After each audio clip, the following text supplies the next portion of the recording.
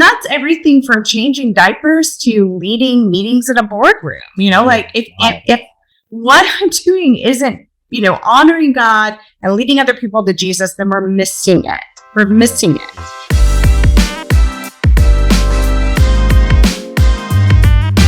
I think one of the precursors to what we're even seeing now in the transgender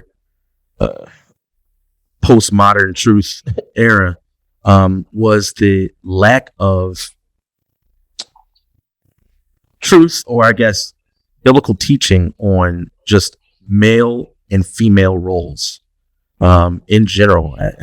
Not get to the weeds of the specifics, but the fact that there is so much feuding and infighting and people who are not finding their value as a male and a female in their creator, but they're finding it in what they do. Yeah. There are some things I actually found of yours. I think it was in a work called Propel Women, and it was titled Your Work Matters. And you said, God designed man and women to co-labor in communion with him as a holy offering to him. Long before the great fall, there was great work, and it was an act of worship. Mm-hmm. And I think that's so profound. I'm going to have you elaborate on that a bit, but it's so profound because my heart breaks when I see women who are displeased with where they are because their definition of womanhood comes with a certain amount of degrees or a salary. And the same thing for men. Their value is found in that. But elaborate a little bit on what you were talking about there. Yeah, so this is a little bit of a transition, but I would say the Lord really worked in my heart on that because I am by nature an achiever. I don't know, some people think bringing up the Enneagram is like super controversial. I think it's just another personality test, whatever. But Enneagram 3, high achiever. And one of the places that the Lord had to work on that in me was when I was an assistant professor at a university out in California Baptist University, on a tenure track, which is just really hard to land and really hard to do. And we're out there, and I end up, I'm a mother. I planned that. I went through 4 years of infertility. So, I really wanted to be a mother. And lo and behold, the Lord blesses us just, 21 months later with our second son, totally by surprise. So here I am with 2 children under 2. And I'm commuting an hour and a half, 3 days a week up to this university from where I'm living. My husband is doing mergers and acquisitions with medical devices, traveling all the time. And I look at our life and I'm like, this is not sustainable. Something has to give. It is either going to have to be my career or it's going to be my marriage and my family. But this is just not sustainable. And so I spent a lot of time praying and fasting about that. And I felt like the Lord asked me to release my career for Estitha, to just release it, walk away, trust him. And I said, then this was 7 years ago. And, I maintained this. And I said to my husband, I was like, this is professional suicide. I can do this in obedience to the Lord and trust that he will, grow a garden elsewhere. That he sees me, he knows my desires, but I'm not going to fool myself into thinking that I can just walk back into a tenure track position. Mm-hmm. And I haven't since then. I've been teaching as a lecturer, which is fine, but on the hierarchy of academia, it's much lower than assistant professor. But in that journey, I laid down what I thought was my right to a career and to be a high achieving woman in order to give a year of full attention to motherhood. Mm-hmm. And I will be really honest. Motherhood is hard. Anybody who's home full time with kids, mother or father, parenting is hard. But there's something about having to nurse around the clock, your body changing. There are real biological differences here, back to our conversation, that are happening with a woman that a male does not have to, my body's trying to heal from birthing and nursing and, I'm sleep deprived, all of these very real things. But in that journey, I do feel like the Lord was so faithful to, as I stewarded well what he'd asked me to steward in that season, which was motherhood, he was faithful to say hey, here's an anti-trafficking organization. Do you want to partner with them?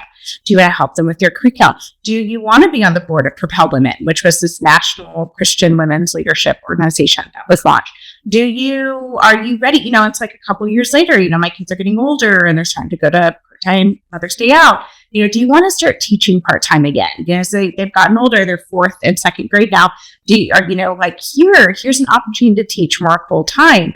So I think that, to your question, the idea of like co-laboring with the Lord, that so very rarely even means our career, right? Like our professions come and go, but our vocational call to walk with the Lord and be missional and to steward well what he has given us, that never changes. And so I think that that's really, like kind of like the work and faith perspective when I talk on that and write on that. It's a vocational call to first and foremost understand that I'm a child of God and that what he gives me to steward, I'm going to steward unto him, that is an act of worship. It's, at the end of our life, he's not going to say, how many degrees did you get? Did you get a tenure track position? He can say, I gave you this to steward.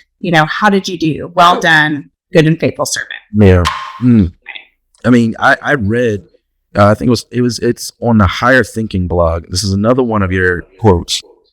You said, often when Christians engage in conversations about our work, we reduce discussions exclusively to our professions. I think you just mentioned that. Specifically, how best to bring our faith into professional spheres. Though those conversations have significance, they are also quite limiting as they do not speak to a deeper purpose for why we work. I think that's what you were just touching on. I think we miss true vocation and what it means to be called by God to be his stewards here on this earth. And I think you hit the nail on the head, limiting that to what we do based off of the tasks that come after the papers we sign and the salaries that we get, and everything else being moved to the side regarding how I am a father, how my wife is a mother, how I'm a husband, and how my wife is a wife. All of those things are quite beautiful, and it's part of our worship as Christians. I don't know when you wrote this, but were you speaking to a specific, time in your own life during that?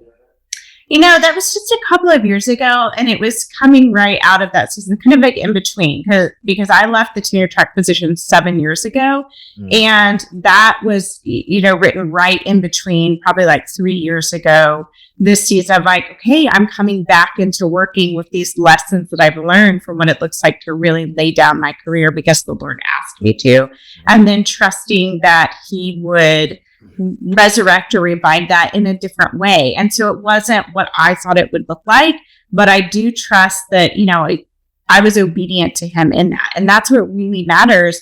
And one of the things I've said before, speaking and writing is I'm like, I hope that everything I do points to the glory of God. Like, ask me, not literally you guys, but just in general, ask me like how much I love Jesus. Like, I hope that in all I'm doing, I'm exuding love, joy, peace, patience, kindness, goodness, faithfulness, gentleness, and self-control, because everything else pales in comparison. If the overflow of my work is not bringing glory to God, and it's not leading other people to Jesus, then what are we doing? Yeah. And that's everything from changing diapers to leading meetings in a boardroom. Like if what I'm doing isn't, honoring God and leading other people to Jesus, then we're missing it. We're missing it.